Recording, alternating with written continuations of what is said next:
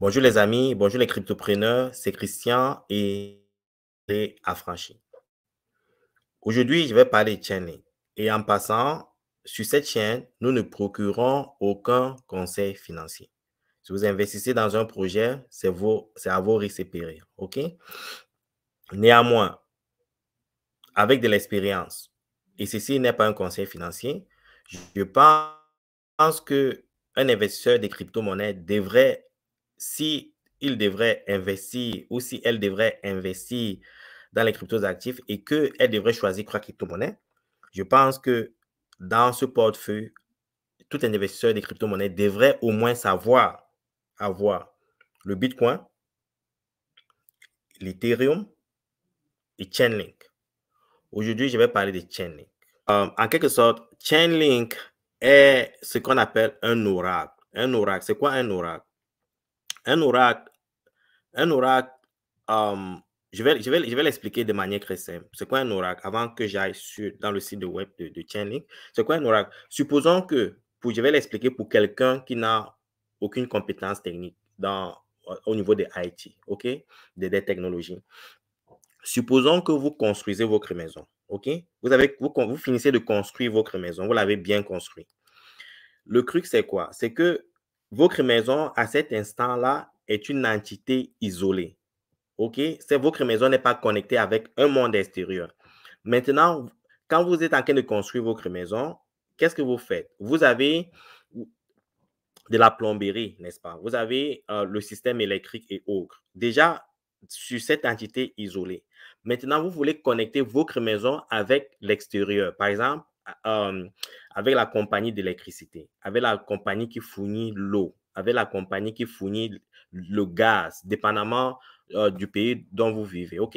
Donc, vous devez connecter votre maison avec d'autres entités extérieures.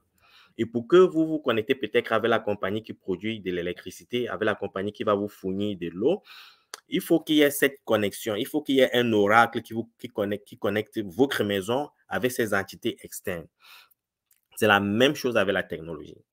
Par exemple, il y a les banques, des entreprises privées opèrent en entité isolée. Maintenant, une banque, par exemple, ou bien une compagnie qui produit certains éléments a peut-être besoin d'avoir accès au prix, OK? A besoin d'accès aux informations externes. Pour que, pour que cette procédé puisse être établi, il faut un oracle, il faut comme un pont entre cette entité isolée et le monde extérieur. C'est un peu ce que Chainlink joue comme rôle dans le monde de la blockchain. OK? Je vous invite vraiment à faire un tour sur le site et comprendre un peu l'interprétabilité que Chainlink essaie d'exécuter entre le monde extérieur, que je peux dire le monde traditionnel, ça veut dire les banques, les compagnies d'assurance, les entreprises, les corporations et autres, et les blockchains. Et aussi, ce qui est bon avec Chainlink, c'est que ce n'est pas juste une connexion avec le monde extérieur, cela permet aussi la transaction des données entre les blockchains, la transaction des données entre le monde extérieur.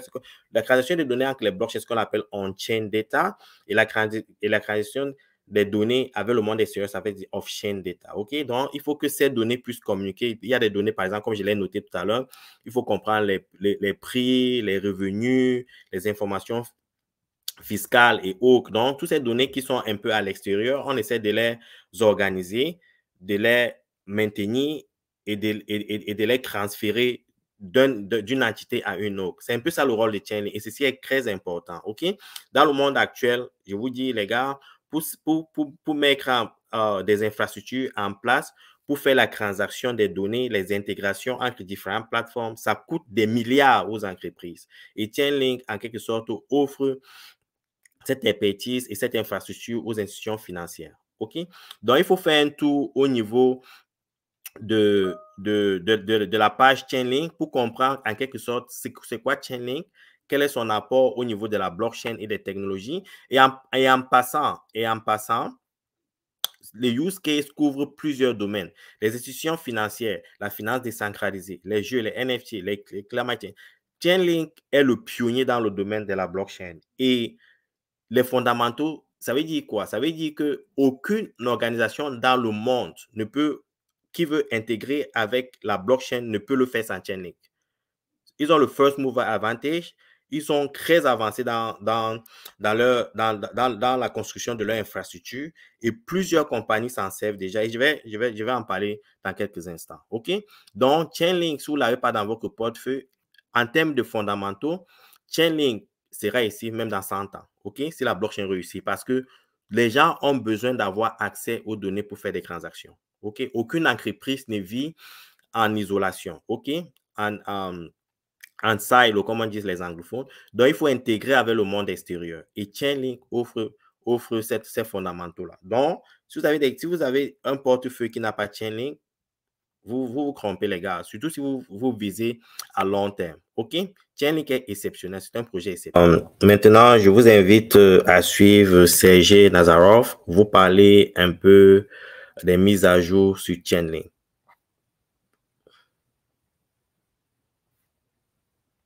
Chainlink framework is to generate multiple Oracle networks. So this is where you get to level 4. And Chainlink has been at level 4 for many years. Basically, the ability to generate multiple separate networks dedicated to performing their specific function. So the way that you could view Chainlink networks is like services, decentralized services. There are many Chainlink Oracle networks that are on production securing value as decentralized services for transmitting data after validating it and making it reliable and immune to certain types of manipulation. And that is really where Chainlink started, is how do you create multiple individual Oracle networks for validating data. Now Chainlink has moved on to not only validating market data and proof of reserves and identity and various other types of data, but also using those Oracle networks to do computations and now cross-chain. So Chainlink fundamentally is not about making a single network or a single chain. There is no Chainlink chain.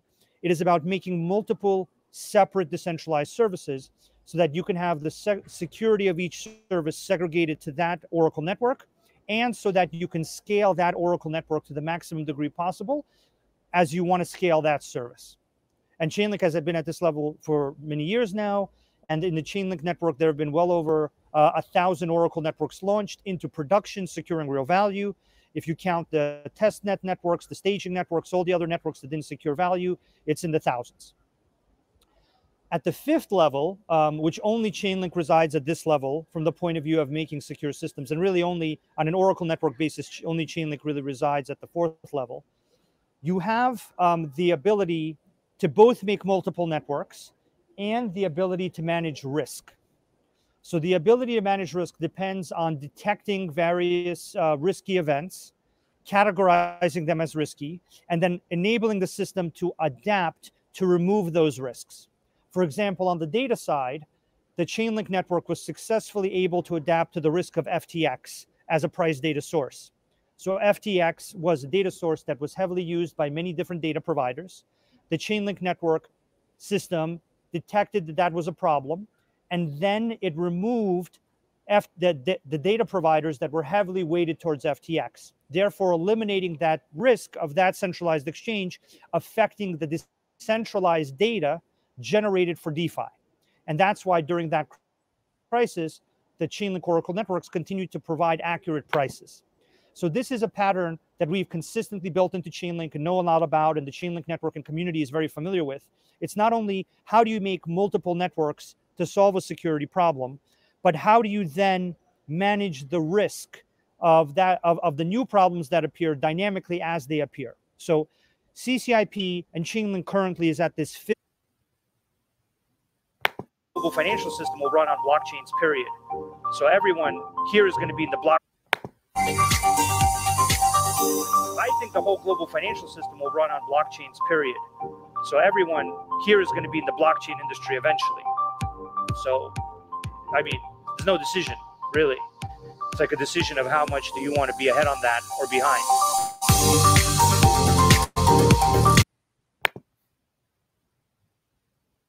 Amazing 4 days here in Toronto at Sibos. We've met with well over 60 banks, financial market infrastructure providers, and potential partners. This year, we've executed on our massive successful pilot with Swift and 12 other financial institutions that are here at the conference. And this has afforded us just great social proof of working with a great partner with Swift. And a lot of these financial institutions are looking at what we did in that pilot and seeing how CCIP can connect and allow assets to travel to different blockchains. The industry is ready for tokenization. They also recognize the fact that CCIP is the most secure way in which they can perform that. They can actually move their assets from Web 2 to Web 3. The demand for CCIP is palpable. These institutions are realizing for these ecosystems to work, you need CCIP to connect all of these different workflows to make capital markets work in a more efficient way.